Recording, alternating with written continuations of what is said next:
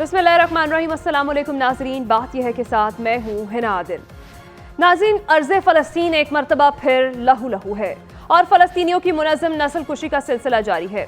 यहूदी जो सदियों से दर बदर थे, आज वो इस ज़मीन के असल मालिकान को बेघर करने के दर पे हैं। अर्ज़ फ़लस्तीन इंसानियत को पुकार रही है और उम्मत मुसलमा की राह देख रही है। इसराइली जारियत से अब तक शहीद फ़लस्तीनियों की तादाद 2800 से तजावुज़ कर गई है। गजा में फ़लस्तीनियों के लिए हर गुजरता लम्हा मुश्किल से मुश्किल होता जा रहा है। मासूम और निहत्ते फ़लस्तीनी शहरियों के पास इसराइली हमलों से बचने की कोई जगह नहीं बची। नाज़रीन, अगर हम बात करें वतन अजीज़ की, तो मौसम बदल रहा है और हर बदलते मौसम की खुनकी या गर्मी लहजों में भी उतरती नजर आ रही है। सियासी मैदान में मशरूत कामयाबियां सियासी जमातों की जरूरत बन चुकी हैं। कभी मसलहत, कभी मुफाद और कभी समझौते का सहारा सियासी जमातों की मजबूरी या मुफाद बन जाता है। सादा लो अवाम शिकवा किससे करे, मुफाद परस्त सियासतदानों से या मौका शनास रहनुमाओं से? आज की बात यह है कि गजा में बड़े इंसानी अलमिया का खदशा सर उठाने लगा है। गजा में सिर्फ 4 से 5 दिन का खाना बाकी रह गया है। आलमी इदारे सेहत का कहना है कि गजा में फ़लस्तीनियों पर ज़मीन तंग कर दी गई है, जबकि अक़वाम मुत्तहिदा का यह कहना है कि गजा में ज़िंदगी का तसव्वुर ख़त्म हो रहा है। इसके साथ ही आज हम बात करेंगे कि क्या तहरीक इंसाफ मुज़ाकरात की राह ढूंढने लगी है और सदर आरिफ अलवी सियासी जमातों की मफाहमत में कोई किरदार अदा कर सकेंगे, जबकि मौलाना फजल रहमान ने भी सियासी गुंजाइश का फॉर्मूला पेश कर दिया है। प्रोग्राम के आखिरी हिस्से में हम बात करेंगे कि सी-पैक के नए मरहले में दाखिल हो रहा है। वज़ीर आज़म अनवारुल हक काकर बेल्ट एंड रोड इनिशिएटिव मंसूबे के इफ्तिताह के लिए चाइना के अहम दौरे पर हैं। सवाल यह है कि मुआशी गेम चेंजर या कर्ज का नया जाल, पाकिस्तान में सी-पैक समेत जुनूबी सरमायाकारी का मुस्तकबिल क्या है? तमाम टॉपिक्स पर आज हम बात करेंगे। हमारे साथ मौजूद होंगे रिजवान रजी साहब, सलमान आबिद साहब, बतूल राजपूत साहिबा, मोहम्मद आदिल साहब और हमें ज्वाइन करेंगे इसार राना साहब। इसार राना साहब, मैं आपसे आगाज़ करती हूँ। आलमी इदारा सेहत की जानिब से भी तशवीश का इजहार कर दिया गया है। अक़वाम मुत्तहिदा ये कहता है कि गजा में ज़िंदगी का तसव्वुर ख़त्म हो रहा है। 2800 तादाद पहुँच गई है शहीदों की। एक नया इंसानी अलमिया जन्म लेने जा रहा है।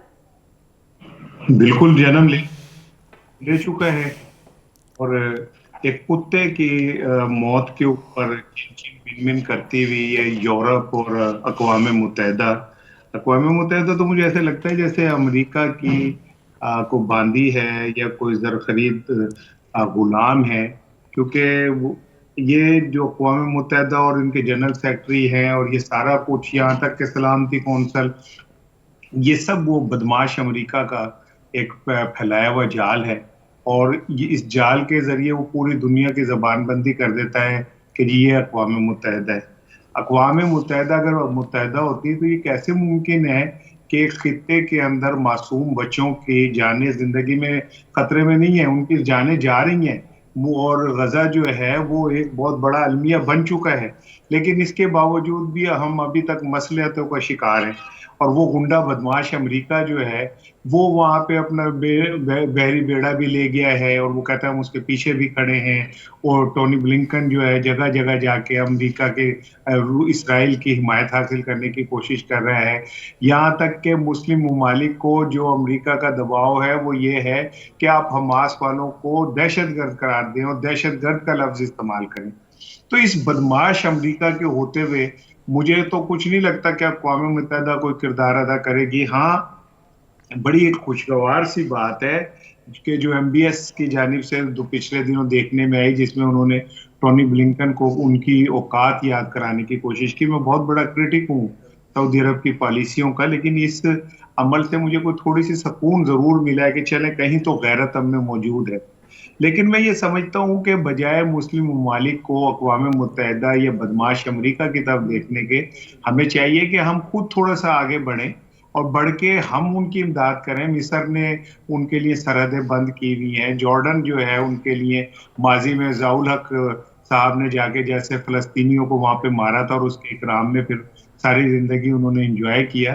तो हमें भी चाहिए कि ये जो 40 मुल्कों की फौज हमने बना रखी है सऊदी अरब ने, वो क्या वो इस टाइम बदुआएं देने के लिए रखी हुई हमने, या वो उस फौज का कोई पर्पस भी है? और अगर है आलमी जंग छिड़ जाए या कुछ भी हो जाए तो हो जाए। हमारे जो भाई बहन वहाँ मासूम बच्चे जिंदगी की जंग लड़ रहे हैं, उनकी इमदाद के लिए अगर हमें कोई आउट ऑफ द बॉक्स कुछ करना पड़े तो हमें करना चाहिए, इसमें कोई शर्माने की जरूरत नहीं है। ٹھیک ہے، بالکل اس کا تو پاکستان کی جانب سے تو اعلان کیا گیا ہے، سپہ سالار کی جانب سے کہا گیا ہے کہ ہر لحاظ سے پاکستان جو ہے وہ فلسطینیوں کے ساتھ ہے اور ان کی مدد کرے گا۔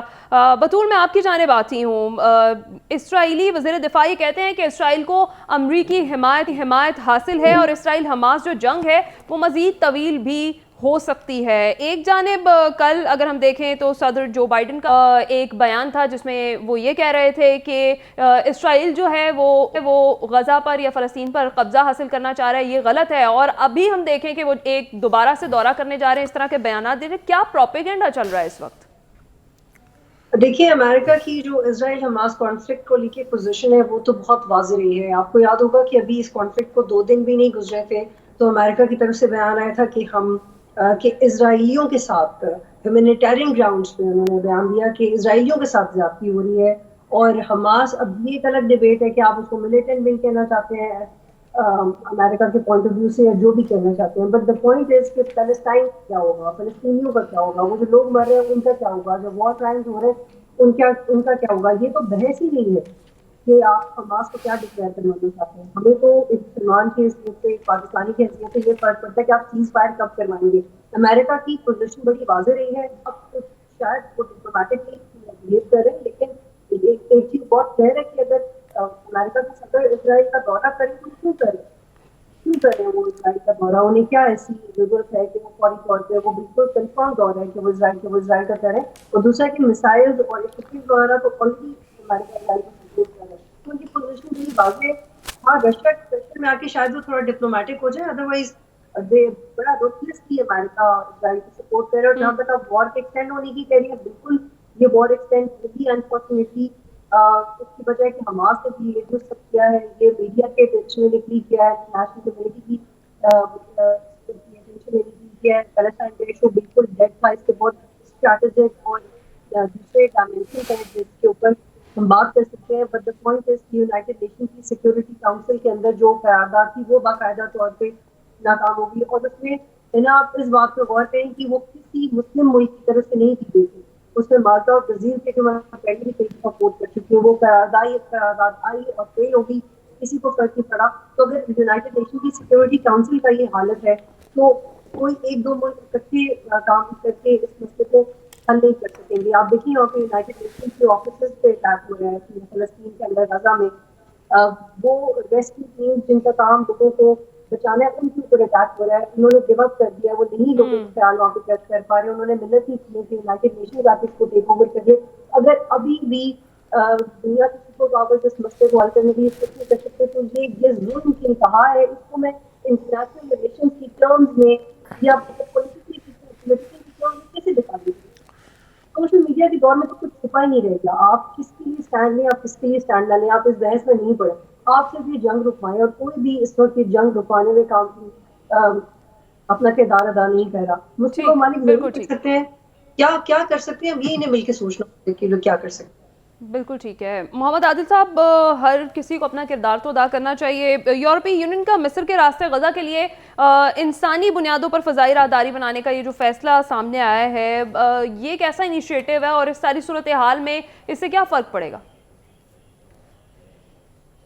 بالکل، یہ کوشش تو اچھی ہے یورپی یونین کی، اور اس وقت پہلے مرحلے پہ تو کوشش یہی ہونی چاہیے کہ جنگ بندی ہو، اور جو وہاں پہ جو محاصرہ ہے، جو امداد ہے، چاہے وہ میڈیسن کی شکل میں ہے، چاہے وہ جو خوراک کی شکل میں ہے جو کہ وہاں پہ ناپید ہوتی جا رہی ہے، اس کو جو ہے فوری بندوبست ہونا چاہیے۔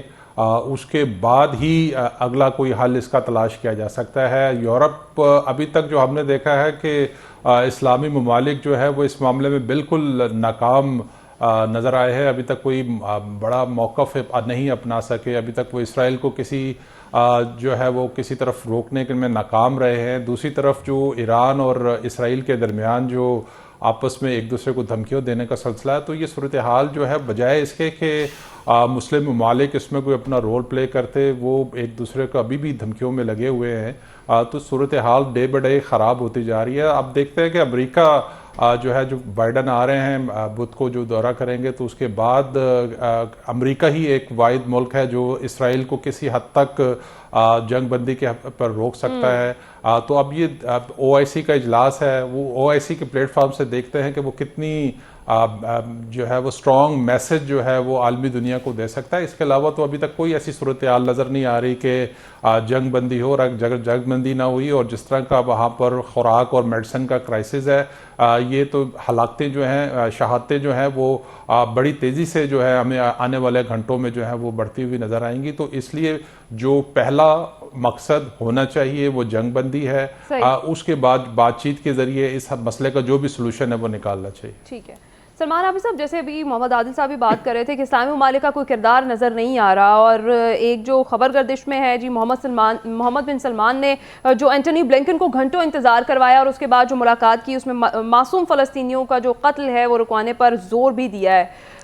امریکی میڈیا یہ رپورٹ کر رہا ہے، کیا صرف ایسا کر دینا ہی کافی ہے ایسی ساری صورتحال میں، یا جنگ بندی کے لیے کچھ اور بھی عملاً جو ہے وہ کرنا چاہیے اسلامی ممالک کو؟ دیکھیں، آج کی دنیا کی جو سیاست ہے وہ طاقت کی حکمرانی کے گرد گھوم رہی ہے، اور طاقت کی بنیاد کے اوپر اپنا نظریہ، اپنی سوچ، اپنی فکر جو ہے وہ کمزور لوگوں کے اوپر مسلط کی جاتی ہے. اس وقت اگر آپ ورلڈ پالیٹکس کو دیکھیں تو یہ تضادات جو ہیں بڑے نمایاں طور پہ نظر آتے ہیں کہ طاقتور ممالک ہوں، طاقتور ادارے ہوں، وہ کس کے ساتھ کھڑے ہوتے ہیں، کمزور کے ساتھ کھڑے ہوتے ہیں یا ظالم کے ساتھ کھڑے ہوتے ہیں. اب آپ یہ دیکھیے کہ محمد بن سلمان صاحب کی بات آپ نے کی کہ انہوں نے کہا اس طرح سے رد عمل دے دیا، اس کے بعد کیا ہوگا؟ بات یہ ہے کہ ہمیں تو دیکھیے نا، ایک غیر معمولی صورتحال ہے. اس غیر معمولی صورتحال میں غیر معمولی انیشیٹو اور غیر معمولی اقدامات لینے ہیں. یہ مذمتی بیان سے آگے کی بات ہے، یہ ریزولوشن پیش کرنے سے آگے کی بات ہے. اگر عملی طور پہ آپ کچھ کر سکتے ہیں، جو ابھی عادل صاحب کہہ رہے تھے کہ جی امیڈیٹلی جنگ بندی ہونی چاہیے نا، تو وہ انیشیٹو کدھر ہیں جو جنگ بندی کو انشور کر سکیں؟ وہ انیشیٹو کہاں ہے جس کی بنیاد کے اوپر اسرائیل کو لگام دی جا سکے؟ کیوں نہیں وہ انیشیٹو لیے جا رہے کہ امریکہ خود آگے بڑھ کر اس ساری شفقانہ قسم کی جو کاروائیاں ہو رہی ہیں، جو بربریت ہو رہی ہے، اس کو خود روکنے کے لیے انیشیٹو لے؟ کیوں نہیں بڑی طاقتیں اس کے اندر سرگرم ہو رہی ہیں؟ اس لیے جو بات ہمیں کرنے کی ضرورت ہے، یہ جو آئین کی حکمرانی، قانون کی حکمرانی، جمہوریت، انسانی حقوق اور یہ پیس پروسیس، امن سے بات چیت، یہ سارے جو سلوگنز ہم استعمال کرتے ہیں آج کی دنیا میں ورلڈ پالیٹکس میں، تنازعات کو بات چیت کے ذریعے حل کرنا، مکالمہ کرنا، وہ کہاں گیا ہے جی؟ وہ کہاں ناپید ہو گیا ہے؟ کیوں نہیں آج ان چیزوں کو انشور کیا جا رہا؟ کیوں نہیں بڑے بڑے ادارے، بڑے بڑے ممالک ان چیزوں کو بنیاد بنا کر ان چیزوں کو ختم کرنے کی کوشش نہیں کر رہے جو اس وقت ہمیں درپیش ہے صورتحال کا سامنا ہے؟ اب ہو کیا رہا ہے؟ آپ پبلک اسٹیٹمنٹ کچھ اور دیں، اندر آپ ایک اور رول پلے کر رہے ہیں. امریکہ باہر سے بیٹھ کے ایک اور سٹیٹمنٹ دے گا، برطانیہ باہر سے بیٹھ کے ایک اور سٹیٹمنٹ دے گا، جرمنی ایک اور سٹیٹمنٹ دے گا، فرانس ایک اور دے گا، اٹلی کوئی اور دے گا، آئی ایم ایف اور دے گا، اپنا او آئی سی ہے وہ کچھ اور دے گا، عرب لیگ کچھ اور دے گا. پریکٹیکلی کیا ہو رہا ہے؟ پریکٹیکلی یہ ہو رہا ہے کہ ہم نے ان کو بے یار و مددگار چھوڑ دیا ہے، اور ہم نے یہ اپنے جسے کہتے ہیں مذمتی بیانات کے ذریعے زخم پہ مرہم لگانے کی کوشش کر رہے ہیں. اس سے مداوع تو نہیں ہوگا. اس لیے یہ ساری کی ساری ورلڈ پالیٹکس کی ناکامی ہے، یہ فیلئر ہے پولیٹیکل انسٹیٹیوشن کا، ڈیموکریٹیکل انسٹیٹیوشن کا، لیگل انسٹیٹیوشن کا، آپ کے کانسٹیٹیوشنل انسٹیٹیوشن کا، کہ جہاں آپ طاقت کی بنیاد پہ کمزور لوگوں کو دبانے کے کھیل کی نہ صرف حوصلہ افزائی کرتے ہیں بلکہ ان کو پرووک کرتے ہیں، ان کی لاجسٹک سپورٹ کرتے ہیں، ان کی مالی سپورٹ کر رہے ہیں، ان کی ایڈمنسٹریٹو سپورٹ کر رہے ہیں، ان کی ڈپلومیٹکلی سپورٹ کر رہے ہیں. یہ ہے اس وقت جو کردار جو اس وقت ہمیں ورلڈ پالیٹکس کا اس پورے کھیل میں نظر آتا ہے. صحیح. رضی صاحب، جس طرح سے آپ ڈیلی یہی بات کرتے ہیں کہ مسلم امہ کا کردار اور اسلامی ممالک کا کردار اس سارے مسئلے سے دور ہی رکھا جائے تو بہتر ہے. اقوام متحدہ کی جانب سے اب یہ کہا جا رہا ہے کہ غزہ میں زندگی کا تصور ختم ہو رہا ہے، نئے انسانی المیہ کا جو خدشہ ہے سر اٹھا رہا ہے. تو جو جنگ بندی کے لیے انیشیٹو ہے جس طرح سے سلمان عابد صاحب بات کریں، وہ صرف کیا محض یہی ہے، یہ بیان بازی ہی ہے؟ دیکھیے، ایک تو یہ پہلو ہے جس کے اوپر تمام پینلسٹ نے گفتگو کی ہے، ایک دوسرا پہلو بھی ہے اس معاملے کا. وہ یہ ہے کہ جب یہ دنیا بائی پولر سے یونی پولر کی طرف گئی تھی اور افغانستان اس کا فلیش پوائنٹ بنا تھا، تو اس وقت بھی اس کے اندر جو خون بہا تھا وہ مسلمانوں کی ہی شامت آئی تھی بیچاروں کی. اور دونوں طرف سے رشیا نے جو بھیجے وہ بھی چیچنز تھے وہاں پہ لڑنے کے لیے, وہ بھی مسلمان تھے, اور ادھر سے جو افغان تھے یہ بھی مسلم تھے. اب دنیا اور پھر دنیا یونیپولر رہی. 91 میں رشیا ٹوٹ گیا, اس کی معیشت جو تھی وہ کیپٹلزم کی طرف چل پڑی اور کیپٹلائز ہو گئی. اور اس کے بعد پھر ہم نے تقریباً کوئی 30 سال تک اس کو دیکھا, 2018 تک, جب 2018 میں چائنا جو ہے وہ سب سے بڑی معیشت بن گیا, مینوفیکچرنگ بن گیا, پروڈکشن فیسلٹی بن گیا, اور وہ اس کا جو جی ڈی پی تھا پروڈکشن کا وہ کراس کر گیا امریکہ کو بھی, یا میچ کر گیا. تو اس کے بعد پھر دنیا دوبارہ بائی پولر کی طرف پلٹی ہے. اب دیکھیے یہ جو منظرنامہ ہے اس کے اندر ایک بہت بڑی کیجویلٹی ہو رہی ہے, اور وہ کیجویلٹی ہو رہی ہے یوکرین کی. یوکرین کو جو یورپین یونین کی, امریکہ کی تمام امداد جا رہی تھی وہ اسرائیل کی طرف ڈائیورٹ ہو گئی, اور اب روس کے لیے اور زیادہ آسان ہو گیا. آپ اس کا اندازہ کریں کہ امریکہ جو تھا وہ ایک چھڑی ہلایا کرتا تھا, اور یہ تمام کے تمام عرب ممالک جو ہیں یہ دم ہلاتے اس کے گرد اکٹھے ہو جاتے تھے. اور اب یہ ہے کہ ایم بی ایس جو ہے وہ ایک دن انتظار کرواتا ہے, پھر ملے بغیر ٹونی بلنکن کو واپس بھیج دیتا ہے, بلنکن صاحب کو, اور پھر دوسرے دن بھی انتظار کروانے کے بعد ایم بی ایس ملاقات کرتا ہے. پہلے کسی نے کہاں سوچا تھا, ورنہ یہ تو ایئرپورٹ پہنچے ہوتے تھے ان کو لینے کے لیے. یعنی قطر جیسا ملک جو ہے وہ کہہ رہا ہے کہ امریکہ جو ہے اس کی پالیسی ٹھیک نہیں ہے.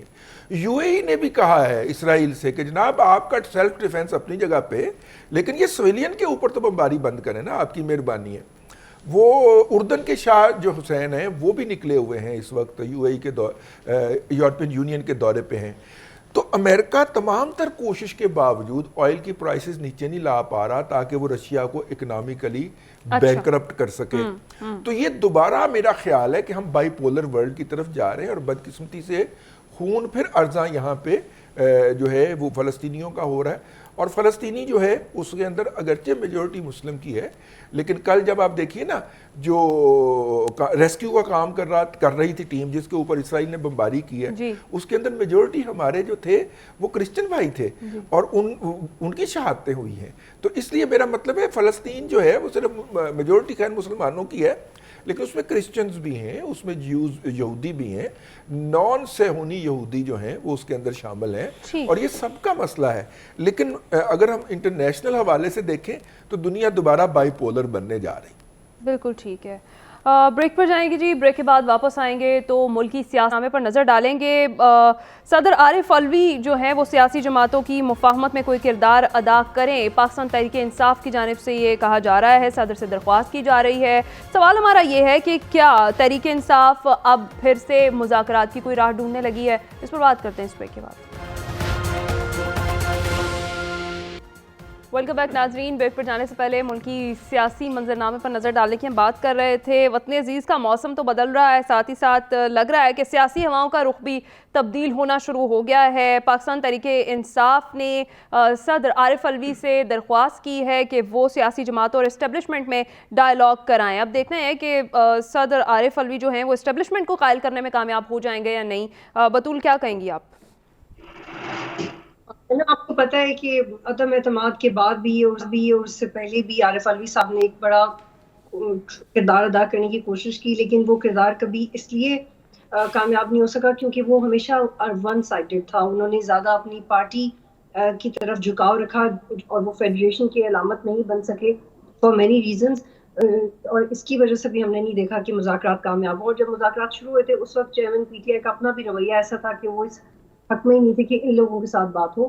آلدو اس وقت کوششیں جب اسحاق ڈار صاحب کا بھی ایک گروپ تھا, ان کا بھی تھا, تو کافی بہترین طریقے سے بات ہو رہی تھی. لیکن جو ریسنٹلی خبریں ہیں مذاکرات کی وہ ڈینائی کرتی ہیں دونوں سائڈیں کہ اس طرح کے کوئی امکانات نہیں ہیں. اسپیشلی میری اپنی بھی کچھ انسائڈر سے بات ہوئی ہے, 23 اکتوبر کو لگ جائے گی فرد جرم, اور آج اس لیے نہیں لگ سکی تھی کیونکہ کچھ پروسیکیوشن کے ڈاکیومنٹس تھے جو کہ مکمل نہیں تھے. اور مجھے نہیں لگتا کہ عارف علوی صاحب کی طرف سے کوئی بھی ایسا انیشیٹو کامیاب ہوگا کیونکہ وہ ماضی میں بھی اتنا بریلینٹلی نہیں کر سکے. اور آپ کو یاد ہوگا کہ جب آفیشیل سیکریٹ ایکٹ کے ترامیم اور آرمی ایکٹ کی ترامیم کے حوالے سے جب انہوں نے گیو اپ کر دیا تھا کہ اس میں تو میرا کوئی کردار ہی نہیں ہے, تو مجھے لگتا ہے کہ وہ سب سے بڑا ایک لوپ ہول جو انہوں نے ایز اے پریزیڈنٹ چھوڑا تھا اس کو وہ کبھی فل نہیں کر پائیں گے. اور اس وقت یہ بات واضح ہو گئی تھی کہ وہ چاہتے ہیں کہ ان کے فارمر کولیگز بھی ان سے ناراض نہ ہو اور وہ پریزیڈنٹ ہاؤس سے باہر بھی نہیں آئے. اور مجھے نہیں لگتا کہ اب ان کی سیاسی طور پہ اتنی حیثیت ہے کہ وہ کسی بھی مذاکرات میں کامیاب کروا سکیں گے یا انیشیٹ کر سکیں گے. ٹھیک ہے محمد عادل صاحب، کیا لگ رہا ہے آپ کو؟ کچھ میل ملاقاتیں بھی چل رہی ہیں، ایسے میں تحریک انصاف مذاکرات کی راہ تو نہیں ڈھونڈ رہی ہے؟ دیکھیں عارف علوی جس ٹائم یہ سارا کچھ کر سکتے تھے، کوئی ریاست کے سربراہ کی حیثیت سے دونوں فریقین میں کوئی رابطے کا کام کر سکتے تھے، اس وقت ان کو اجازت نہیں تھی، کیونکہ پی ٹی آئی کے جو سربراہ تھے انہوں نے کبھی ان کو صدر کی حیثیت سے خود نہیں تسلیم کیا. ابھی بھی انہوں نے کافی عرصے سے کوشش کر رہے ہیں. محمد علی دورانی صاحب جو اسٹیبلشمنٹ کے ساتھ جن کا خیال ہے کہ ان کے کوئی رابطے ہیں یا وہ درمیان میں کوئی رول پلے کر سکتے ہیں، وہ اب تک کوئی 3-4 ملاقاتیں انہوں نے ان سے کی ہیں، ان کے ذریعے کوئی پیغام رسانی کی کوشش بھی کی ہے، لیکن کوئی خاطر خواہ جواب دوسری طرف سے نہیں آ رہا. اور صدر مملکت جو ہے وہ اتنے بے اختیار ہیں کہ وہ اگر الیکشن کی تاریخ بھی اناؤنس کریں تو الیکشن کمیشن نہیں مانتا، تو اسٹیبلشمنٹ نے ان کی بات کہاں سے ماننی ہے. اور دوسری چیز یہ ہے کہ یہ معاملات اب جو ہے وہ وقت نکل چکا ہے. جس ٹائم وقت تھا اس ٹائم تو بات چیت نہیں ہوئی. اب اس موقع پہ تو میرا نہیں خیال ہے کہ صدر عارف علوی کوئی اپنا رول پلے کر سکیں گے. اس بات سے تو پھر یہی کہا جا سکتا ہے کہ بات تو سچ ہے مگر بات ہے رسوائی کی. بالکل اس میں کوئی شک نہیں ہے کہ بات رسوائی کی ہے کہ صدر نے اپنی جو ایک آئینی ریاستی حیثیت تھی اس کا جو ہے وہ خاطر خواہ استعمال نہیں کیا. وہ پی ٹی آئی کے کارکن بننے میں انہوں نے زیادہ خوشی محسوس کی بجائے اس کے کہ وہ ریاست کے باپ کی حیثیت سے کوئی کردار ادا کرتے. تو اب ان کی شخصیت ہی اتنی متنازع ہے کہ وہ ان کے اوپر کسی اور پولیٹیکل پارٹی کو جو ہے وہ کوئی اعتماد نہیں ہے. ان کو پتہ ہے کہ ان کا رجحان ابھی بھی جو ہے وہ ایک پولیٹیکل جماعت کی طرف ہے. اسٹیبلشمنٹ بھی ان پہ جو ہے وہ ٹرسٹ اس طرح سے نہیں کرتی. تو میرا نہیں خیال ہے کہ صدر مملکت جو ہے وہ اس حوالے سے کوئی اپنا رول پلے کر سکتے ہیں. یہ تمام پولیٹیکل پارٹیز کو مل بیٹھ کے ہی کوئی اس کا حل ڈھونڈنا ہے اگر کوئی بات چیت کا کوئی رستہ نکلنا ہے. ادروائز اس طرح کے حالات جو ہیں وہ کبھی ایک پارٹی ان ہوگی کبھی دوسری پارٹی آؤٹ ہوگی، تو اس طرح چلتے رہیں گے. یہ پاکستان کی سیاست کی بدقسمتی سے پاکستان کی سیاست یہی ہے. صحیح ہے. اسارانہ صاحب جیسے ابھی محمد عادل صاحب نے بات کی ہے تو یہ تو فارمولا مولمان دے رہے ہیں کہ سیاسی جماعتیں ایک دوسرے کے لیے گنجائش پیدا کریں ورنہ نقصان سبھی کا ہوگا. دیکھیے میں معذرت چاہتا ہوں کہ بڑھاپے کی وجہ سے تو آواز آپ کی کم آ رہی ہے، لیکن جتنا میں بات کو سمجھا ہوں اور عادل ہو چکے میں بہت بچپن سے جانتا ہوں تو اس کے ہونٹ ہلنے سے میں سمجھ جاتا ہوں یہ کیا کہنا چاہ رہے ہیں. تو یہ بھی ید طولہ مجھے حاصل ہے اور یہ رضوان نذیر صاحب کی کوششوں کی وجہ سے مجھے حاصل ہوا تھا. تو میں یہ سمجھتا ہوں کہ آج وزیر اطلاعات صاحب نے تو تصدیق کر دی ہے کہ انہوں نے رابطہ کیا ہے پی ٹی آئی سے، ملاقات ہوئی ہے. جی ہاں، یہ رابطہ چونکہ محمد علی دورانی صاحب بہت دنوں سے اسٹیبلشمنٹ کا پیغام لے کے وہ لگے ہوئے تھے، جس میں انہوں نے عمران خان کو کچھ آفرز بھی کی تھی جو عمران خان نے انکار کر دیا تھا. تاہم میں یہ سمجھتا ہوں کہ دیکھیں اگر پاکستان کو آپ نے ایک استحکام کی طرف لے جانا ہے، معاشی استحکام جڑا ہوتا ہے سیاسی استحکام سے، بے شک، اور آپ پاکستان کے ایک بہت بڑے فیکٹر کو، پولیٹیکل فیکٹر کو جسے اگنور کرنا ممکن نہیں ہے، اگر سائیڈ پہ کر دیتے ہیں اور میاں نواز شریف صاحب کو صرف اس لیے کہ ماہی آوے کا میں پھولا نہ کرتی سجاواں گی اور وہ آ گیا میرا چن مائیا تو وہ گانا ہے تو وہ آپ کی مرضی ہے، لیکن چن مائیا نے جو پچھلے 4 دفعہ چاند چڑھائے ہوئے وہ بھی کوئی کچھ ڈھکے چھپے نہیں ہے. تو میں یہ سمجھتا ہوں کہ اگر آپ نے سیاسی استحکام لانا ہے تو یہ جو 15 دفعہ ضمانت ہوتی ہیں اور آپ انہیں زبردستی جیل بھیج دیتے ہیں اور بغیر ضمانتوں کے پھرنے والوں کو وہ نواز شریف وہ ضمانت پہ، شہباز شریف ضمانت پہ، ان کی بیٹی ضمانت پہ، داماد ضمانت پہ، ان کے سابق وزیر اعظم ضمانت، یہ ضمانتی پارٹی ہے اور ان کو آپ کھل کے کھیلنے کا موقع دیتے ہیں. تو اس سے کوئی سسٹم کی آپ کو کوئی بہت خدمت نہیں کر رہے بلکہ وہ آپ سے پاکستان کو مزید الجھا رہے ہیں. اور اگر آپ پاکستان کا کو واقعی کو سنجیدگی سے حل نکالنا چاہتے ہیں تو تمام فریقوں کو ایکول موقع دیں. وہ جو بلاول بھٹو نے قومی اسمبلی میں کہا تھا نا کہ چچا نواز شریف اور میرے ابا زرداری میرے اور مریم کے رستے کے کانٹے صاف کریں تاکہ اگر ایک فصلوں تک ہم حکومت کر سکیں اس 24 کروڑ کیڑوں کے اوپر، تو اب ان کیڑوں کو بھی تھوڑا سا حق دیں کہ یہ اپنی مرضی کر سکیں. اور اگر آپ ایسا نہیں کرتے تو آپ کوئی خدمت نہیں کر رہے جمہوریت کی. یہ انتخابات ایک نئے تنازع کا سبب بنے گی. صحیح ہے. سلمان عابد صاحب، یہ جو ملاقات ہوئی ہے، جو میل ملاقاتوں کا سلسلہ ایک بار پھر سے چل نکلا ہے، لگ رہا ہے کہ پاکستان تحریک انصاف کے لیے لیول پلینگ فیلڈ کی جو راہ ہے وہ ہموار کی جا رہی ہے؟ دیکھیے، الٹیمیٹ تو ڈائلاگ ہی ہوگا. تمام جنگوں کے بعد آخری حربہ جو ہے وہ ڈائلاگ کا ہوتا ہے. لیکن اب سوال یہ ہے کہ صدر مملکت ہوں، اعجاز الحق ہوں اور محمد علی درانی ہوں یا کوئی تیسرا اور کوئی فریق ہو، وہ کیوں ناکام ہوئے؟ اس لیے ناکام ہوئے کہ سب -1 کی بات کر رہے ہیں نا. یہ جا کے فارمولے لے کے جاتے ہیں کہ عمران خان صاحب آپ وڈرا کر جائیں، آپ پاکستان سے باہر چلے جائیں، آپ الیکشن نہیں لڑیں گے، آپ اپنی جگہ کسی اور کو پارٹی کا چیئرمین بنا دیں. تو کون اس کو مانے گا؟ عمران خان تو نہیں مان رہے.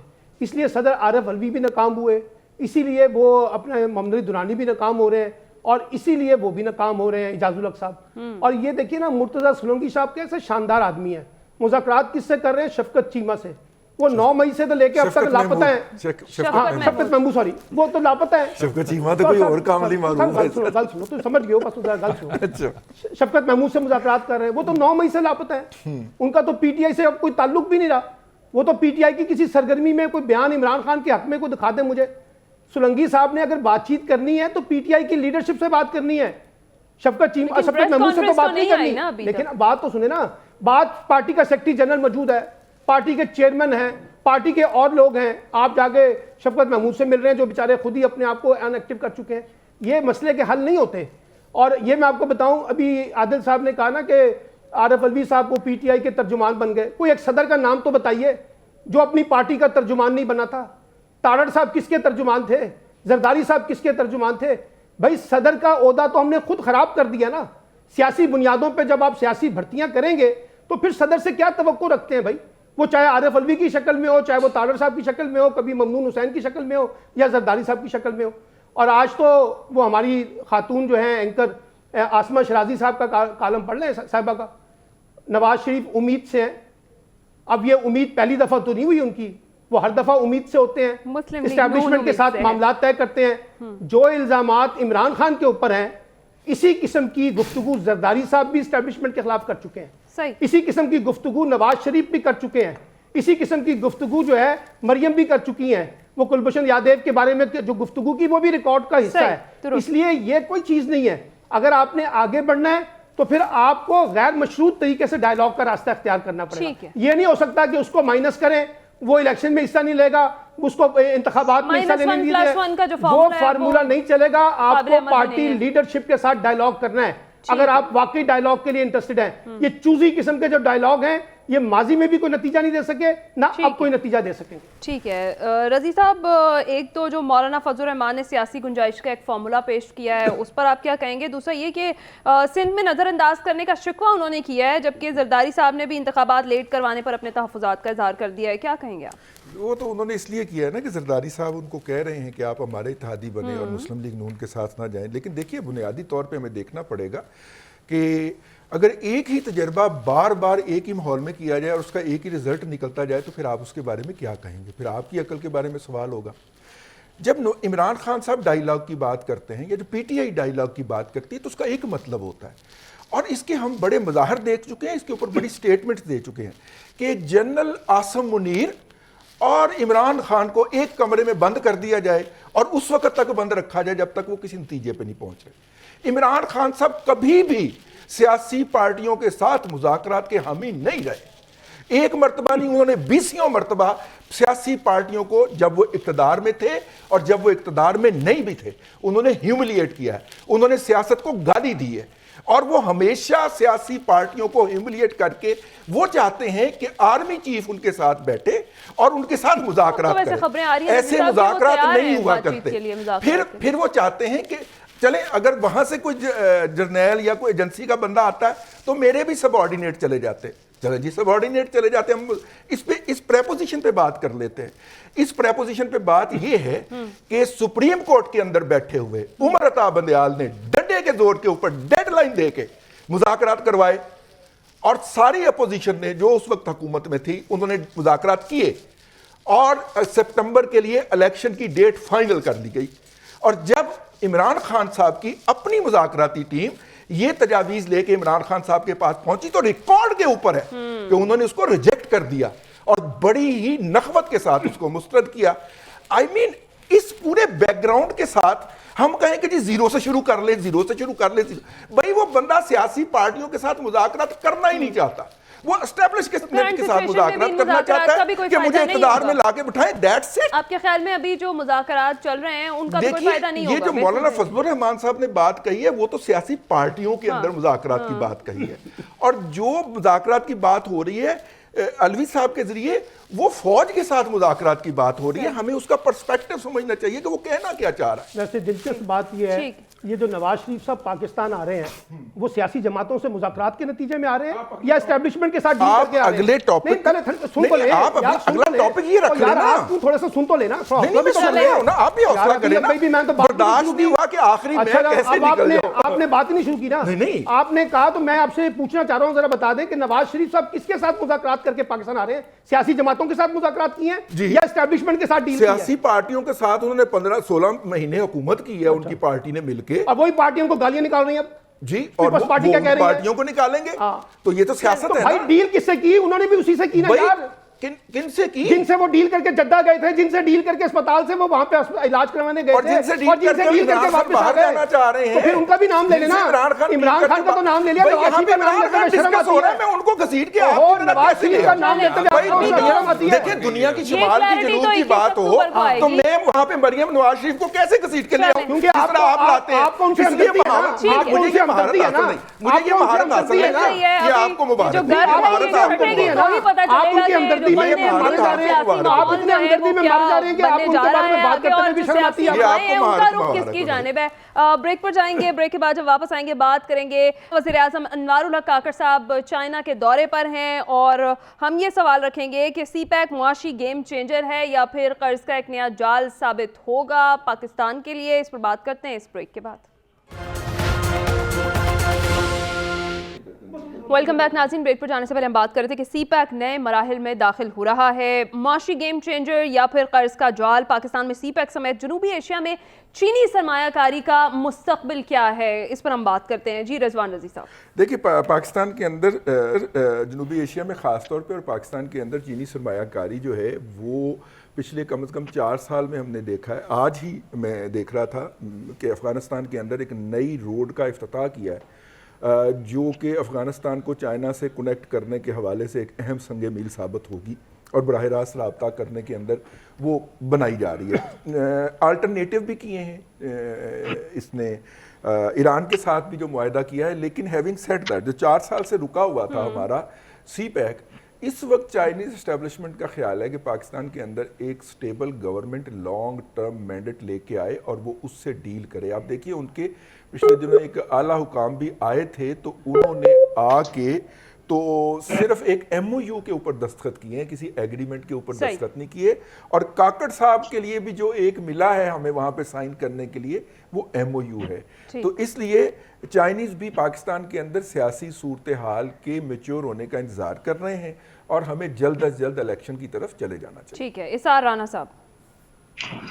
دیکھیں ان سے ہمارے اور میاں وہ بھول گئے تھے کہ پتہ نہیں سویٹ دین ہنی اور ڈیپر دین پتہ نہیں کیا وہ ہیں ہی.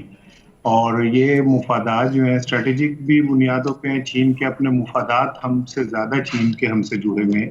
اس کا جو خواب ہے سی پیک کا اور دنیا میں اپنے معاشی تسلط کا, اس میں پاکستان سب سے امپورٹنٹ رول ادا کرتا ہے.